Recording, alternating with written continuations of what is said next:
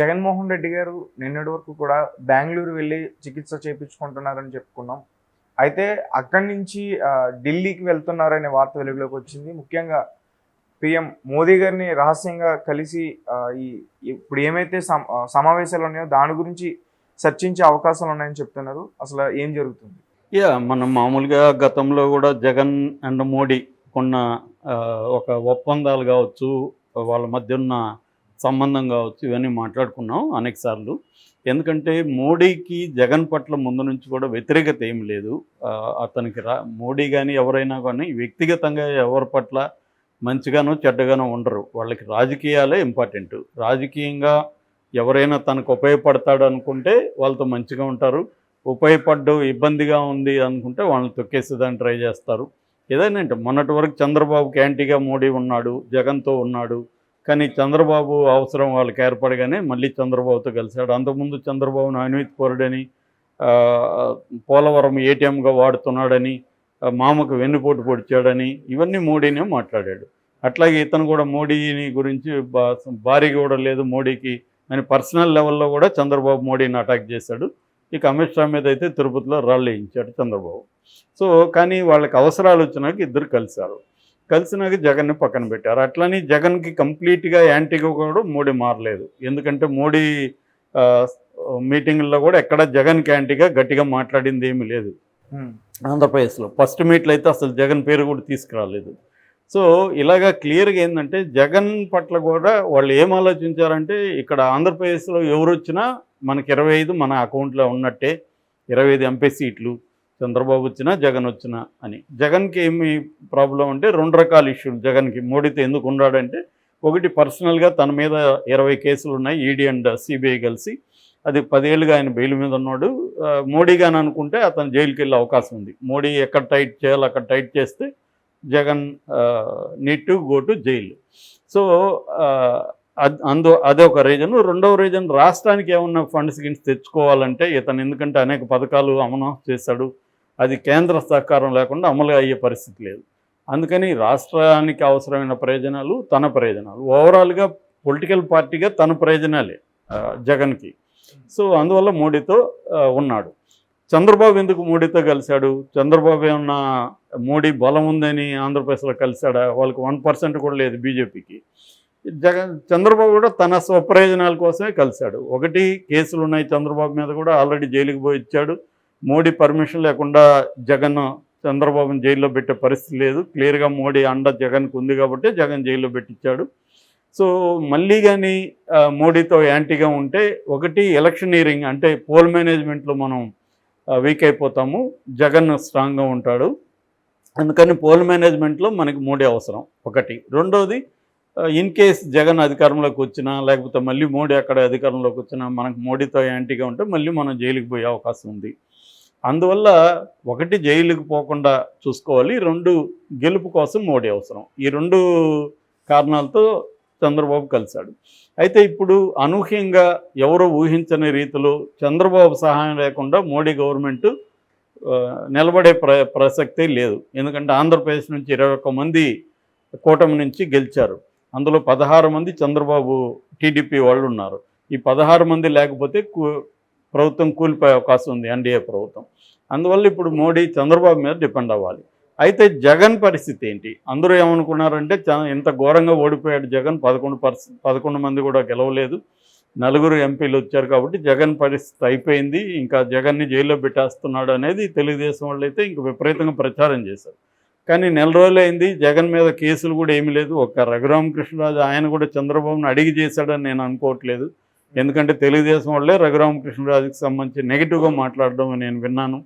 ఇతను మళ్ళీ మనకు కూడా తలనొప్పి అయ్యేట్టుకున్నాడు అని వాళ్ళు మాట్లాడుకుంటున్నారు. అలా పెట్టాడు తప్ప చంద్రబాబు ప్లాన్ చేసుకుని జగన్ మీద ఇప్పటి వరకు ఏం కేసులు కానీ ఏమీ ప్లాన్ చేసుకుని పెట్టట్లేదు.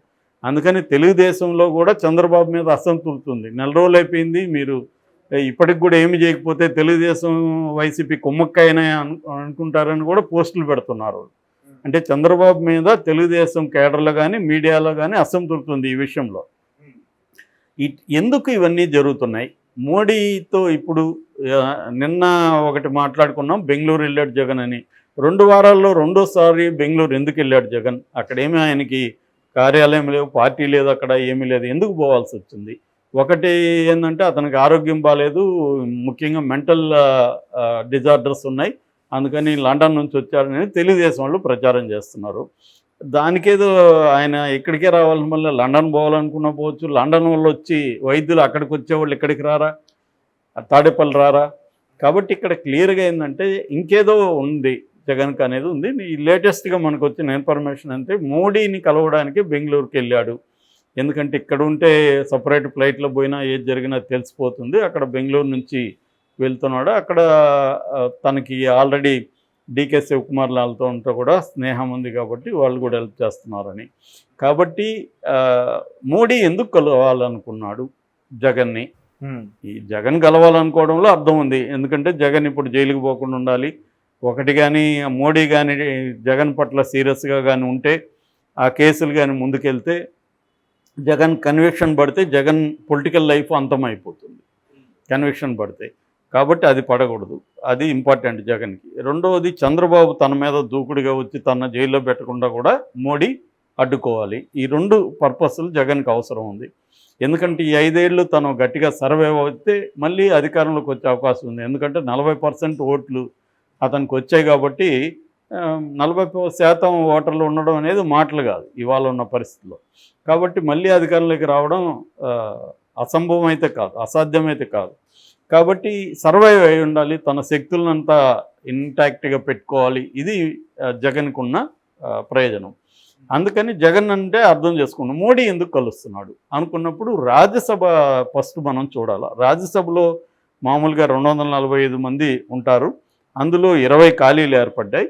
ఇప్పుడు అందువల్ల మ్యాజిక్ ఫిగర్ ఏంటంటే 113 ఉండాలి. ఏ బిల్లు పెట్టాలన్నా మినిమం 113 మంది ఆ బిల్లుకి సపోర్ట్ చేస్తేనే బిల్లు పాస్ అవుతుంది. కానీ ఎన్డీఏ కూటమి పరిస్థితి ఏంటి? ఎన్డీఏకి 101 మంది మాత్రమే ఉన్నారు. అంటే 12 మంది రావాలి. ఎందుకంటే రీసెంట్గా 4 వాళ్ళ టైం అయిపోయింది, రిజైన్ చేశారు. అందువల్ల ఎన్డీఏ కూటమికి తగ్గిపోయింది. సో ఇంకా 12 మంది కావాలి. ఇక ఇండియా కూటమికి వచ్చేసరికి 87 మంది ఇండియా కూటమికి రాజ్యసభ సభ్యులు ఉన్నారు. అందులో కాంగ్రెస్కి 26, తృణమూలకి 13, ఆపుకి 10, డిఎంకేకి 10 ఉంది. అది కాకుండా ఇటు ఇండియా కూటమికి ఇటు ఎన్డీఏ కూటమికి చెందని పార్టీలు బీఆర్ఎస్కి 4 ఉన్నాయి. బీఆర్ఎస్ వాళ్ళు కూడా 4 మేము ఇస్తాము, మా కవితను బయటికి పోదని అని ఒక బార్గెనింగ్ అక్కడ జరుగుతుంది. అది కూడా త్వరలోనే కొలికి రావచ్చు. ఏఐడిఎంకే వాళ్ళు ఎవరితోనూ లేరు, వాళ్ళకి 4 ఉన్నాయి. వైసీపీ 11 ఉన్నాయి. బీజేడీ బిజు జనతాదళ్ ఒరిస్సా నవీన్ పట్నాయక్ మొన్నటి వరకు బీజేడీ సపోర్ట్ చేసింది బీజేపీని అక్కడ రాజ్యసభలో. కానీ మొన్న వాళ్ళు అసెంబ్లీలో విడిపోయి పోటీ చేశారు. కాబట్టి బీజేడీ మొన్న ప్రకటించింది మేము ఇంకా సపోర్ట్ చేయము అని. సో వాళ్ళకి 9 మంది ఉన్నారు. సో మొత్తంగా చూస్తే ఒకవేళ బీఆర్ఎస్లో 4 వచ్చినా ఇంకా 8 మంది వాళ్ళకి అవసరం అవుతారు. అందుకని జగన్కి 11 ఉన్నాయి కాబట్టి ఈ 11 లేకపోతే బిల్లులు పాస్ అయ్యే పరిస్థితి లేదు. సో ఏ బిల్లు పాస్ అవ్వాలన్నా మోడీకి జగన్ అవసరం ఉంది. అయితే త్వరలోనే 20 ఖాళీలు ఉన్నాయని చెప్పాను కదా, 20 ఖాళీలకు సంబంధించి ఎలక్షన్లు కూడా ఉన్నాయి. అందులో అస్సాం, బీహార్లో 2 ఉన్నాయి. హర్యానా, రాజస్థాన్, ఎంపీ, తెలంగాణ, త్రిపుర వీటిలో ఒక్కొక్క స్థానం ఉంది. 20లో ఒక 9 వరకు బీజేపీ గెలుచుకునే పరిస్థితి ఉందని చెప్తున్నారు. ఏదేమైనా వాళ్ళకి మంచి మెజారిటీ అయితే లేదు. బిల్లులు పాస్ అవ్వాలంటే జగన్ అవసరం ఖచ్చితంగా ఉంది. సో అందుకని మోడీ జగన్తో డీలింగ్స్ చేయాల్సిన అవసరం ఉంది. రెండోది, ఇది షార్ట్ టర్మ్ ప్లాన్. లాంగ్ టర్మ్లో సౌత్ ఇండియాలో కానీ ఆంధ్రప్రదేశ్లో ముఖ్యంగా బీజేపీ సొంతంగా బలపడాలన్న ఒక స్కీమ్ అయితే ఉంది. దానికి వాళ్ళ ప్లాన్ ఏంటంటే కమ్మా కాపు కాంబినేషన్ని మనం బీజేపీ ఓన్ చేసుకోవాలనేది వాళ్ళ ప్లాను. ఇప్పుడు కమ్మా కాంబు కాంబినేషన్తోనే చంద్రబాబు అధికారంలోకి వచ్చాడు. రేపు చంద్రబాబు ఆల్రెడీ ఆయనకి 75, సో ఇంకొక 5 ఏళ్లతో 80 వచ్చేస్తుంది. ఇంత స్ట్రాంగ్గా ఉండడు ఆయన. కాబట్టి ఇంకా లోకేష్ ఇప్పటికీ నాయకుడిగా ఇండిపెండెంట్గా ఎదగలేదు. కాబట్టి కమ్మా కాపు కాంబినేషన్ కానీ మనం సెట్ చేసుకోగలిగితే, ఎట్లాగూ పవన్ కళ్యాణ్ బీజేపీ కంట్రోల్లోనే ఉంటాడు, ఇంకా కావాల్సిన వాళ్ళకి కమ్మాలో ఆల్రెడీ పురంధరేశ్వర్ ఉంది, ఎన్టీఆర్ కూతురు, జూనియర్ ఎన్టీఆర్ని కూడా రంగంలోకి దింపే అవకాశం ఉంది. ఇది లాంగ్ టర్మ్ ప్లాన్ బీజేపీకి. సో ఈ ప్లాన్లో తెలుగుదేశాన్ని తొక్కేయడమే వాళ్ళకి కావాల్సింది. అందుకని జగన్ అనే ఒక వ్యక్తి వాళ్ళకి కావాలి, ఒక ఫోర్స్ వాళ్ళకి ఉండాలి అలాగా. ఇది వాళ్ళ స్ట్రాటజీ లాంగ్ టర్మ్లో. షార్ట్ టర్మ్లో ఏమో ఇమ్మీడియట్గా రాజ్యసభ, అట్లాగే రేపు పొద్దున ఏ నితీష్ బయటకు వెళ్ళినా కూడా గవర్నమెంట్ పడిపోకుండా ఉండాలంటే జగన్కి కూడా 4 ఉన్నారు కాబట్టి లోక్సభలో, అది కూడా ఇంపార్టెంటే. సో అందుకని వాళ్ళు నిన్న మనం విజయసాయిరెడ్డి ప్రెస్ మీట్లో కూడా కాన్ఫిడెన్స్ చూసాం మనం. మళ్ళీ మేము అధికారంలోకి వస్తాం, మధ్యంతర ఎన్నికలు వచ్చినా కూడా మేము వస్తాను. మధ్యంతర ఎన్నికలు పదం ఎందుకు వాడాల్సి వచ్చింది అంటే ఏదైనా జరగచ్చు మళ్ళీ అన్న ఒక ఇది కనిపిస్తూ ఉంది. కాబట్టి మోడీకి జగన్ అవసరం ఉంది, జగన్కి మోడీ అవసరం ఉంది. కాబట్టి వీళ్ళిద్దరు నిన్న కలిసారో లేదో మనకు తెలియదు, కానీ ఖచ్చితంగా కలిసినా కలవకపోయినా మాత్రం వీళ్ళ మైత్రి అయితే కొనసాగుతుంది. దానివల్ల జగన్ ప్రజెంట్ అయితే సేఫ్. ఆ కేసుల నుంచి ఇటు పాత కేసుల నుంచి ఇటు చంద్రబాబు నుంచి ప్రజెంట్ అయితే సేఫ్. అందుకనే చంద్రబాబు దూకుడిగా ముందుకెళ్ళట్లేదు.